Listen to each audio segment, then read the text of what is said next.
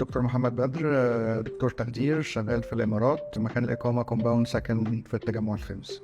وأنا بفكر إن أنا أشطب الشقة، وخاصة إن أنا مغترب مش طول الوقت في مصر، فكان قدامي كذا مكتب من مكاتب التشطيبات وكده. خلال السفر على طول احنا في جروب على الواتساب بيتابعوني كل حاجة بتتعمل انستنتلي يعني. وفي نفس الوقت في الابلكيشن الجديد اللي بنقدر من خلاله اتابع، اقدر انا اخش واشوف، ادخل جوه براوز جوه الشقه، يعني اقدر ادخل من غرفه لغرفه، اقدر اشوف ايه اللي حصل، ايه اللي خلص، ايه اللي ما خلصش. ده بقدر، سواء هم بعتوا لي او ما بعتوليش، انا بقدر اخش على الشقه، بقدر اشوف ايه اللي بيحصل. انطباعي كوقت ممتاز جدا. كل حاجه احنا ماشيين بالمتفق عليه according to the plan يعني.